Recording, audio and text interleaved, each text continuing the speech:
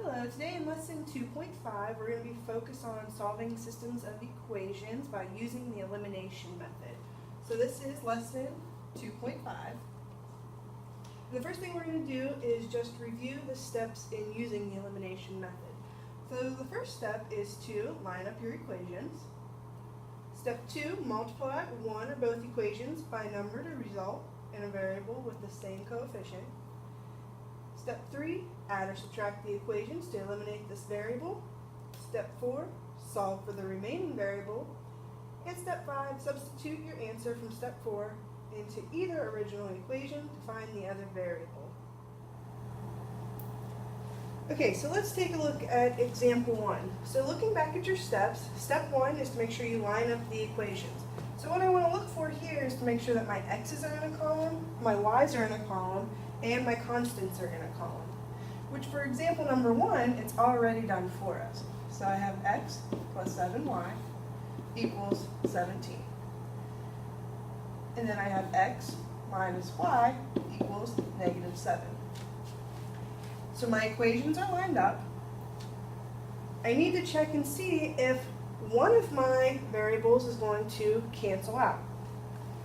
So notice if I combine my x's, I would have 2x, which means that those are not going to cancel out.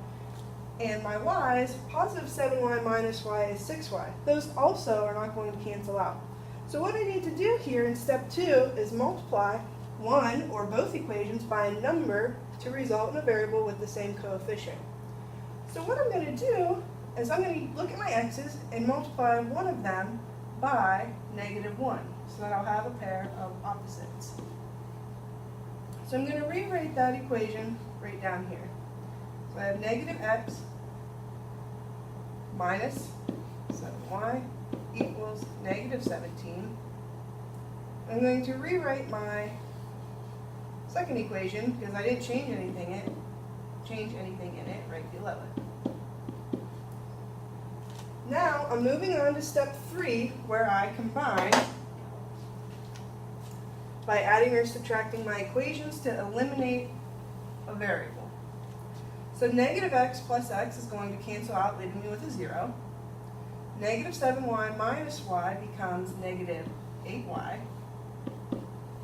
And then I have negative 17 minus 7, which becomes negative 24. To finish this equation and solve for my y variable, I'm going to divide both sides by negative 8. Those cancel out, leaving me with y equals positive 3. How are we looking at the time? 2 minutes, 20 seconds. Okay, so as we all know with systems of equations, our answer needs to look like an ordered pair. So we need to plug in y equals 3 into one of my equations to solve for x. So I can do that by choosing any of the original equations, which I'm going to go ahead and use the second one. So x minus y equals negative 7. I'm going to go ahead and do that one right over here. So x minus y equals negative 7. Remember, my goal is to solve for x, and I know y equals 3, so I'm going to plug in 3 for y.